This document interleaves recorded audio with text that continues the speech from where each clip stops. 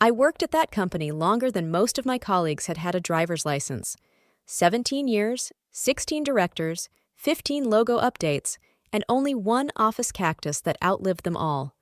My name was Gwyneth Halliday, and when people asked me what exactly I did at Clearbrook Learning Systems, I answered simply, what others don't see. I didn't come up with strategies. I didn't organize pitches. I was the one who made sure that the new contract did not contradict the previous one, that the teacher got paid, and that the program license was confirmed. I did not speak up. Nowadays, this is equivalent to invisibility. The new CEO appeared as if he had been delivered from a startup presentation, young, with a perfect shirt that you can't buy in a regular store. Blake Archer. He was 35. I was hooked when I noticed that he was putting his phone on the table with the screen down, like people who have something to hide. We want to optimize costs, he said at our first meeting, and processes, and thinking. I sat in silence.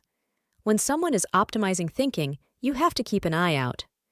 We started the restructuring quietly. We laid off one analyst, transferred 2 teachers to a contract, and then one morning I got a text from Anita from the procurement department. Gwyneth, could you please look at the PDF with the invoice for the course licenses? There's something missing. Thank you. The invoice was a simple one, 3 pages, a signature, a logo, and a plate with the names of the courses. But on the second line, something caught my eye. In the recipient field was the name of a company I had never seen before, Allerton Path Consulting. We had always bought directly from providers. Who were they? Intermediaries? I called Anita. Have you worked with this company before? No, it seems to be a new contractor. Blake approved it himself. I shrugged, not out loud, but in my mind. Well, new times, new partners, as they like to say on LinkedIn. But my intuition had already given me a signal. In the evening, instead of reading something before bed, I opened the website of this Allerton Path. It looked like a clone of a template site. No direct contacts, with photos of people who were most likely models from a stock exchange. I took screenshots, not for anything specific. It was just a habit. The next morning, Blake came to me in the office. Miss Halliday, thank you for your attention to detail. As always, your checks are invaluable. I almost laughed. Miss Halliday? Yesterday he called the HR director Grandma Excel and now he's calling me Miss. Is everything clear? He asked, pointing to the account. I nodded. I didn't say anything. It wasn't approval. It was I don't know yet. I was supposed to just check the account. But instead, for the first time in 10 years, I opened a new file in my personal folder. I gave it a short name, Doubts. I never planned to interfere, really. I'm not one of those people who searches for dirt or writes anonymous letters to the HR box. But numbers carry weight, and when they falter, I can feel it in my body. The PDF left me with a strange aftertaste, but it could have just been inattention.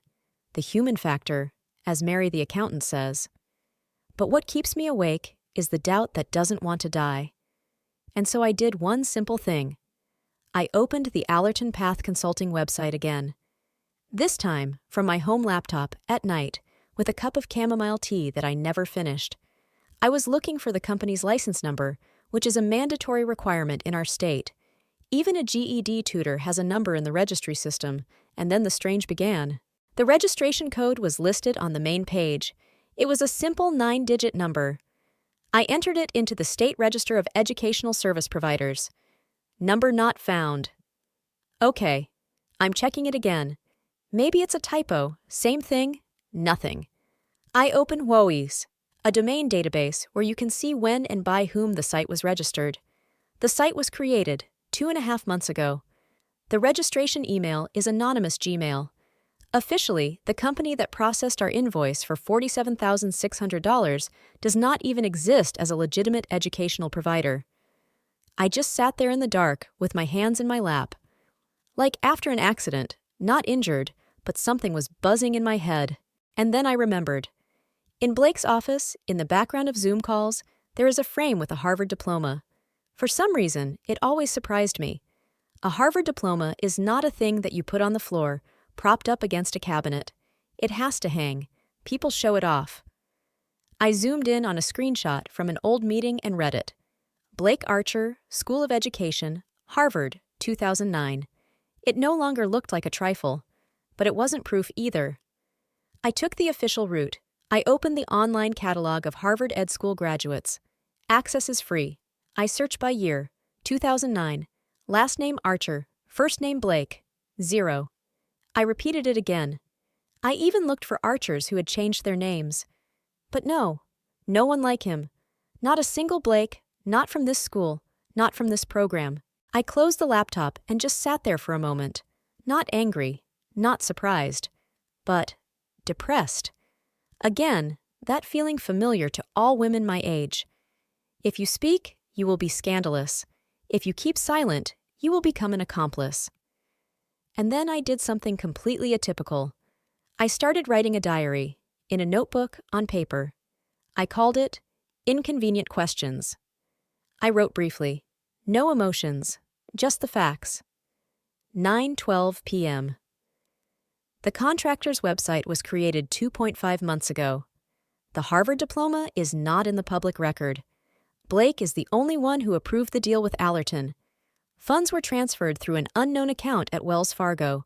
And at the very end, what if it's not a coincidence? What if I'm the only one who sees it, because the others don't want to see it? The next morning, I woke up before my alarm. And for the first time in years, I didn't want to go to work. It was no longer a matter of accounting. It was a question of how many lies could be hidden behind someone else's name on a diploma. I was sitting in my office when an Outlook notification appeared on my monitor screen. HR, urgent meeting, 2:30 p.m. today. No topic, no explanation. It was 13:47. I remember exactly because I was just writing down a note to the internal order about paying for platforms. I remember because my hand froze in midair. I never finished the sentence. The office was quiet. Someone was serving coffee in the kitchen. Someone was arguing about the font in the presentation. Everything was as usual. No one suspected that I was, in fact, no longer there. I was gone. Without a bag, without a notebook, as if I had just left for a minute. When I walked into the room where interviews were usually held, they were already waiting. Carol from HR, who was always incredibly soft-spoken, and another man I didn't recognize, maybe from the legal department. "Miss Holliday," Carol said, "the company has decided to terminate your employment due to changes in departmental structure. You will be compensated according to policy. Your access will be terminated at 4 p.m. today." I didn't cry. I didn't ask why. It didn't matter. The moment was no longer about them. It was about the one sentence that ran through my head. They knew. They knew that I had found something, that I was digging, that I hadn't forgotten the PDF, that I didn't believe the diploma. They couldn't prove it, but Blake's intuition, predatory, unformed, animalistic, had guessed. I signed the documents, silently. When I returned to my desk, my monitor was already locked. "Your account will be deactivated automatically," the IT administrator's voice said. "Thank you," I replied, automatically. I didn't have a box for my things, so I rolled my sweater into a coffee bag from the morning and put the flash drive I kept in my drawer. There was nothing corporate on it. It was just personal. On the way to the parking lot, I felt neither anger nor resentment. It was like leaving a temple that had set itself on fire. I didn't want to talk to my colleagues. I didn't want to explain anything. Those who understand will understand from the silence. I got into my car. I closed the door, and only when I fastened my seatbelt did I start crying. Not out of pity, but because everything finally became clear. I was not just fired. I was suspended. At home, I made myself some coffee. Very strong, almost black. Not tea. Not now.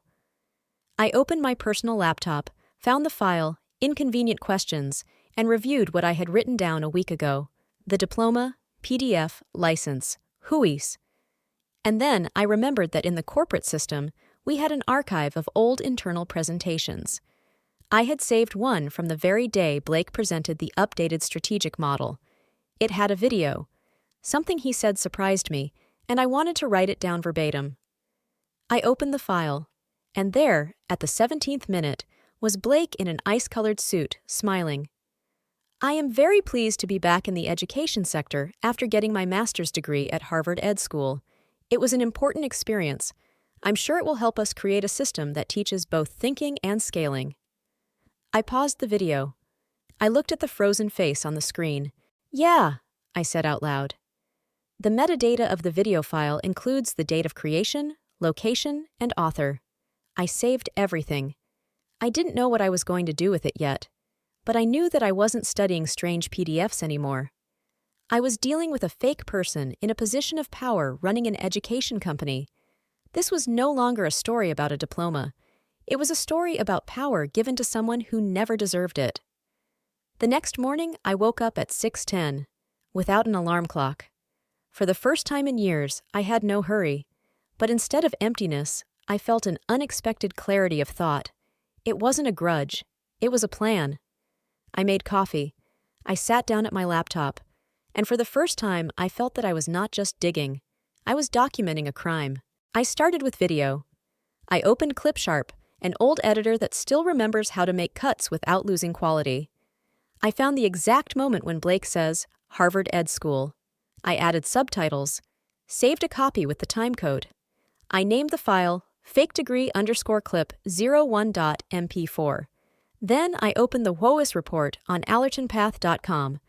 The registrant organization section was empty, but in the admin email section there was a strange name, kelmore.strategy@glontmail.com. Not a corporate address. I Googled the domain. Nothing. But in one forum, I found that this domain is often used for temporary registration of phantom projects. That's right, phantom projects. Only now I realize that Allerton Path is not a contractor. It's a wrapper, shell. I opened my old notes again. There was one thing I had previously ignored, a $88,000 transaction for methodological optimization of the educational process. It sounded like a phrase from a boilerplate phrase generator, and it was approved by Blake personally. I went to LinkedIn. I typed in his name, Blake Archer, Harvard, Ed School. Nothing. But then I remembered. He was mentioned in a presentation at Global EdTech in 2019, and I found a recording of that event. He spoke there under a different name, B. Alan Archer, and he represented the company's Strategic Horizons Advisory. And now we have Allerton Path, different names in different years. But what unites them? All of them are without legal entities. No licenses. No official addresses. I opened a new file. I named it simply Connections.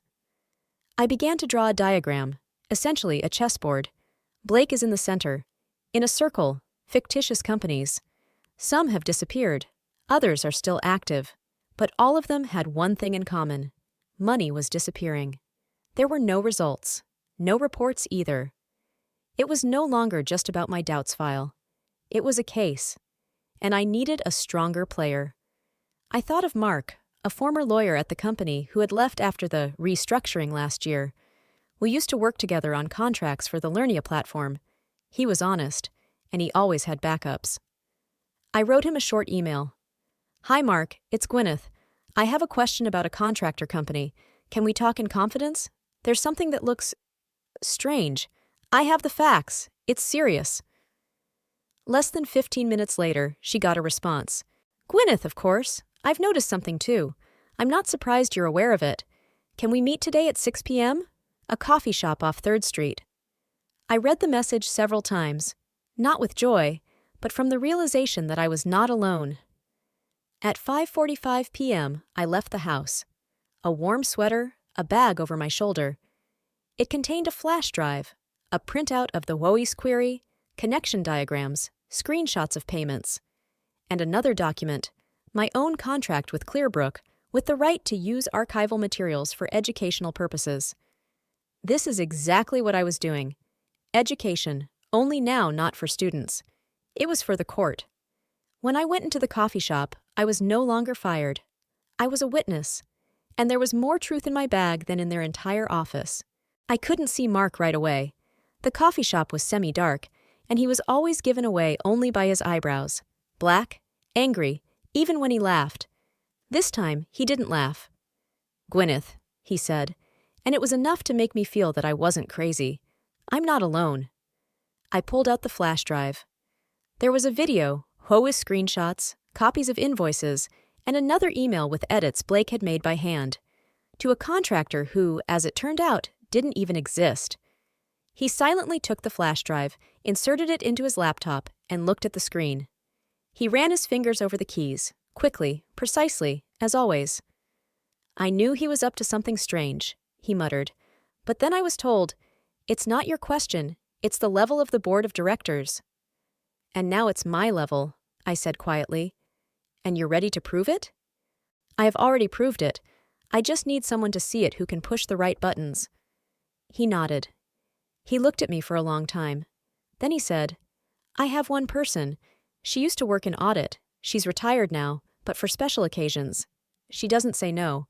And she has access to the platform of international registries, not from the street officially." "Can you trust her?" "More than myself," he said. "Her name is Viola. I'll put you in touch. But there's something else you should know. While I was checking the accounts, I found transactions that did not go through the official channels at all. They were going around, through an external support department that reports exclusively to the CEO. That's great. That's exactly what I suspected. Payments by shell companies." He nodded. "I'll send you the names of the companies. One of them is Edison Quill Systems, registered in Virginia. It works with educational platforms. Only the website looks like it was made from a template builder in one evening. They also have the same contact person as Allerton Path."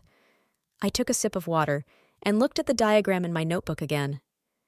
"This is not just a contractor. This is a laundering system. And if I'm right, this isn't just an internal investigation. It's criminal." Mark nodded. "But you don't have time. He is preparing a reorganization of the entire education department. According to my information, in 2 weeks, he's going to withdraw all the old projects and destroy the archives. If we don't act, everything will be erased." "They won't have time," I said. "I've already reserved copies in the cloud. Even if they destroy the servers, I'll still have evidence.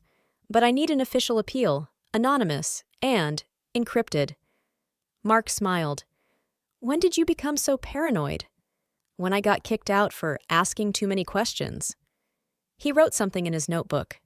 Then he looked up. "You need a new name, a new profile, a new route. You're not an employee anymore. You are an operator. You operate from the shadows." I laughed, not loudly, but sincerely. "Okay, cameraman, what's next?" "Tomorrow is Viola. I'll text her tonight. The day after tomorrow, the entire company structure will be checked, and then a public document if everything is confirmed. Just a question. Are you ready to speak if you have to?" I didn't answer right away, but I knew. Yes, I was ready. Because in this world, if you are silent, you will be erased. If you speak, you still have a chance. I left the coffee shop after sunset. The sidewalk smelled like wet leaves, and a sign on the window opposite read, "New routes, old wisdom." I stopped. I smiled. And I thought, that's right. I didn't disappear. I just changed my route.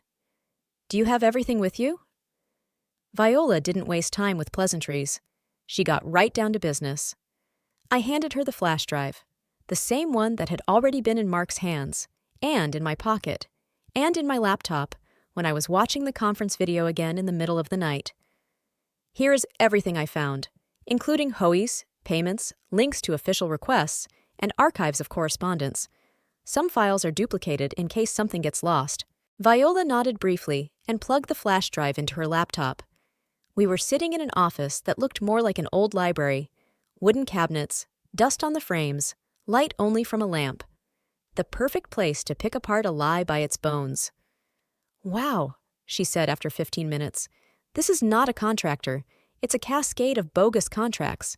Most of the payment systems use gateways from Canada, but the companies themselves are registered in Virginia, the British Virgin Islands, and... Here, look." She pulled up a copy of the registry on the screen, Meyer Learning Lab. The address is a postal service, and the contact person is Marcus Blake. Not the CEO, but a solution validation consultant. Solution validation. Sounds nice. I smiled. Next, I will make extracts for each company, and I'll invite another auditor from my former department. She likes such riddles. And me? And you have to prepare an anonymous appeal to the whistleblower platform. I'll tell you where to submit it so that it doesn't fall into the hands of the company's internal service. Because if it's all true, You have a week at most before the archives are completely purged." I nodded. With my bag in hand, I went home. It was only at home, when I undressed and turned on the kitchen lamp, that I felt fear again. Not anger, not determination. It was fear. If they find out it was me, if they accuse me of leaking information, if it really got out, and it wasn't just Blake, but someone else who went down. But then I remembered that very moment, when he was speaking on Zoom. "Thank you for your participation in shaping the vision, Gwyneth, but we're going in a different direction now." And I silently left the call. Now I was choosing a direction. I opened Tor, a new account. I created a document. I uploaded the files. I signed it briefly. Internal whistleblower. Urgent audit requested. Multiple shell companies. Data manipulation suspected.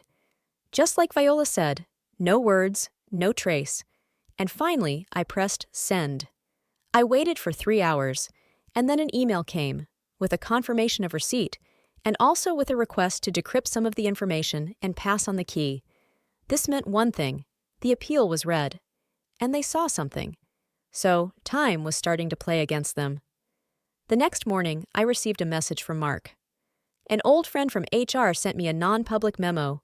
"Blake is preparing a presentation of the new structure. In 4 days, the board will approve it, and after that, most of the data on old contracts will be officially withdrawn from access." I reread it. For the first time in many days, I smiled. 4 days? I'll make it. The phone rang at 10:42 a.m. "It's me, Viola. We have a major shift." I listened without breathing. "What have you found?" "One of the Meyer Learning Lab accounts has regular payments from a state educational program. Everything looks legal, but the money goes to a shell company that doesn't even have a physical office. And most importantly, these transactions were made through the EdNet Bridge corporate system. And who was in charge of it, again?" "Blake," I said quietly. "Bingo." I hung up the phone. My heart was pounding like on the day of my graduation. I knew I had one move, the last one, and it had to be done very carefully. I wrote a message to Emma, a former colleague.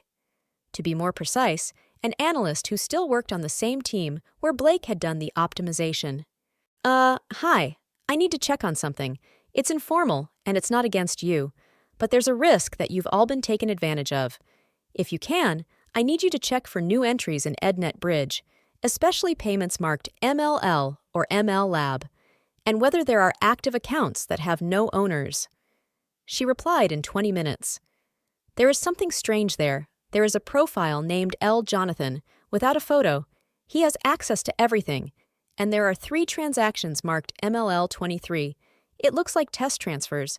Don't tell anyone I showed you this. I mean it." "I won't, but promise me one thing. If you see anything disappear data, reports, entire blocks, take a screenshot and send it to me, via Proton Mail, or just take a picture, and that's it. I'll take it from there." That evening, I was sitting in a co-working space near the old train station. My laptop screen was glowing with dozens of tabs. I was creating a timeline, from the first mention of the reform to the latest transfers, with all the dates, with all the excerpts. At the bottom, I wrote, "The presentation of the new educational structure will take place on Friday at 14 o'clock. It mentions the companies involved in the scheme. The documents confirm the forgery. I ask for an immediate investigation."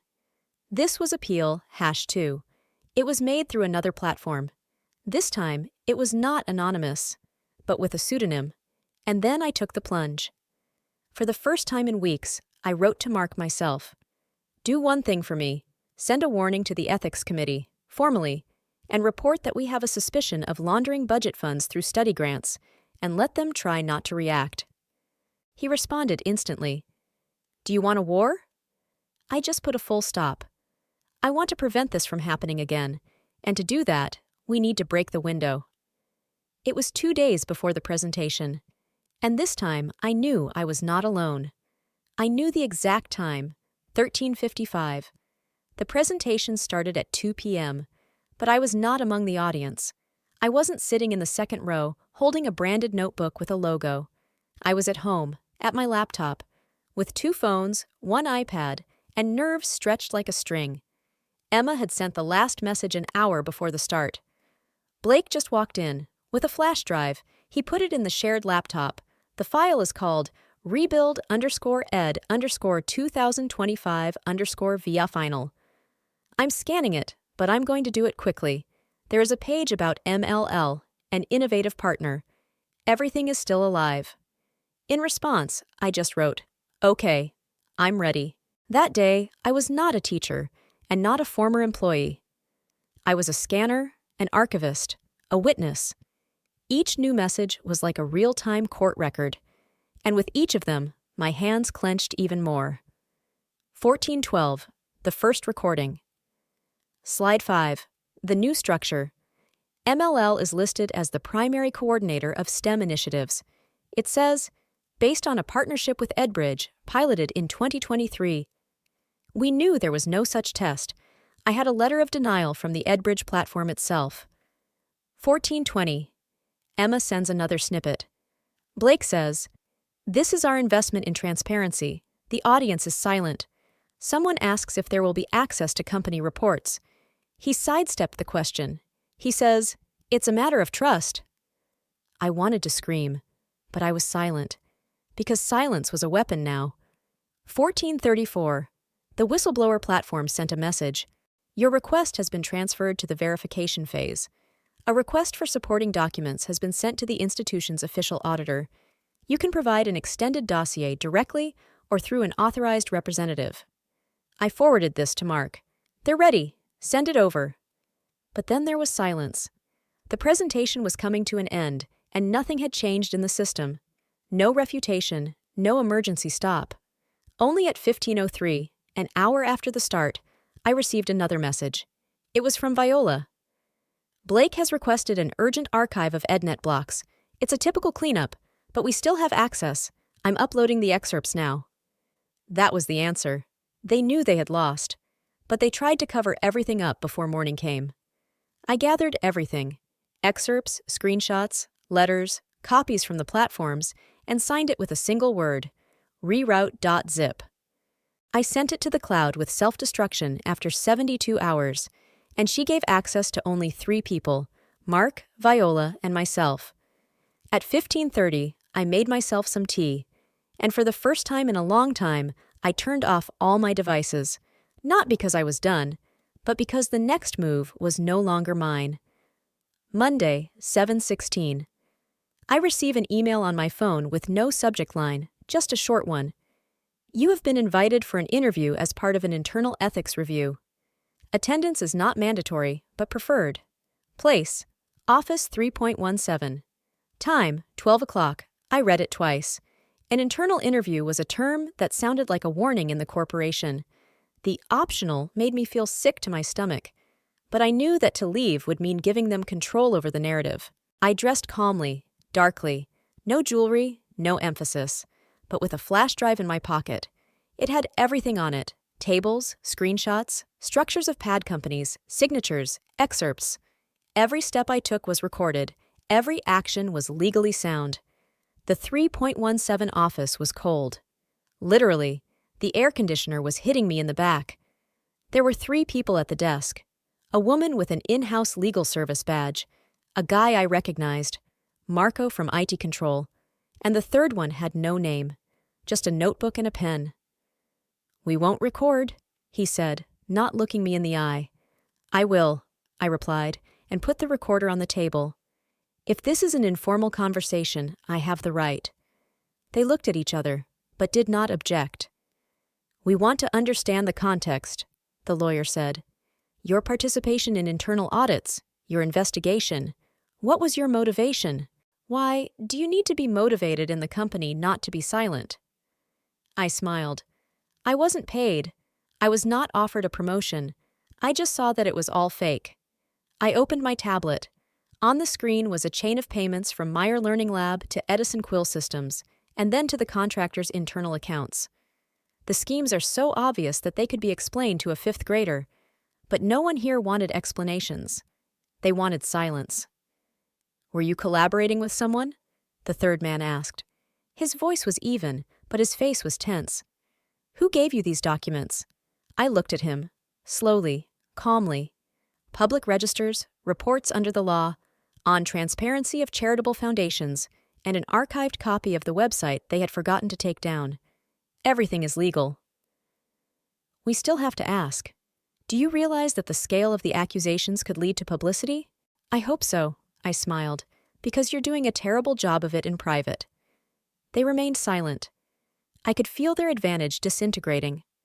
All those years of being thrown out of presentations, of not answering emails, of being attributed to department heads, were now part of the evidence base. And I was not going to dump it into the sewer of negotiations. In the evening, a call. It was Mark. They wanted to delay the audit, but they didn't have time. The external audit is starting. It's official. Contact has been established. Documents have been accepted. They have already analyzed the first block and are shocked. And Blake? He's disappeared from the system. His account is temporarily unavailable. They say he's on vacation, but the internal channels are buzzing. They say he's been suspended, but they can't find a legal wording without a confession. I exhaled, but not with relief. With understanding, not yet. It's not over yet. There is no mention of the presentation on the internal portal. Even the recording has been deleted. And instead of publications, there is oppressive silence. People don't know what to say. I did. And in the morning, I decided that if there was at least one more attempt to put everything on hold, I would go further. My story is not over yet. But I am no longer silent. It happened on Tuesday. In the morning, I received an internal email. It was written by Lauren, the new interim head of the department, who was brought in to stabilize the department after the crisis. Her style is corporate to the bone. No naming of problems, just trying to maintain the integrity of processes. But the last paragraph was the main point. The education team is temporarily integrated into the digital transformation department. New projects have not yet been approved. Expect further instructions. Instructions? After a year of work, after nights of collecting analytics, when I was looking for workarounds through the API to get real indicators of impact on schools, am I told to wait for instructions? I did not answer. I went to NovaSpace, a co-working space where we used to discuss ideas that didn't fit into corporate spreadsheets. Sam, Kira, and Dev were already waiting there. The same ones who supported me when I still doubted that I should speak out loud. Do you really want to do this? Sam asked. I do, but only if you do too. And we have already written a prototype of the site. It works, and we have a name. Kira smiled. The name was simple. Veritas Learn. Truth as a basis, not as a threat. At 2 p.m., I posted on LinkedIn. No accusations, no names, but with facts. We are leaving a system that could not see the important things behind Excel spreadsheets. We will not fight with empty promises. We are creating a new platform for teachers who want to see impact, not just growth metrics. Veritas Learn will be launched in the public domain on October 1st. The post received 1,200 reactions in the first 3 hours. Among the likes are several names I didn't expect. One of the founders of EdBridge, the former chief operating officer of Meyer Learning Lab, even a lawyer who was leading a case against one of the affiliates. But the most important thing wasn't the like. It was the comment. Sometimes the truth is not about destroying someone, it's about coming out of the shadows. Good luck. I read it twice, and again. It was him, or someone from his PR team. But the tone wasn't fake. Maybe he realized. Maybe he was defending himself. But I didn't care. Because I was invited to Education Next, a panel in New York City, where I was to give a speech on projects we didn't have time to launch. And now I knew what I was going to say. I went on stage in a steel-colored shirt, no slides, no script. My name is Gwyneth, and I had worked for 18 years in a system that had learned to imitate innovation, but didn't know how to listen. Pause. But we can create a new one, without permission, without approval, just because it's the right thing to do. The room was quiet, but not dead. It was silence, before the explosion. I returned to the backstage area, and a new email was already glowing on my phone.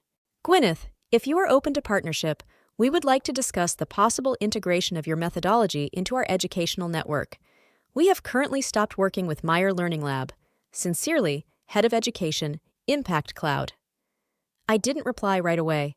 I made myself some tea. For the first time in a month, it was hot, not from a thermos. It was not the end. It was my beginning.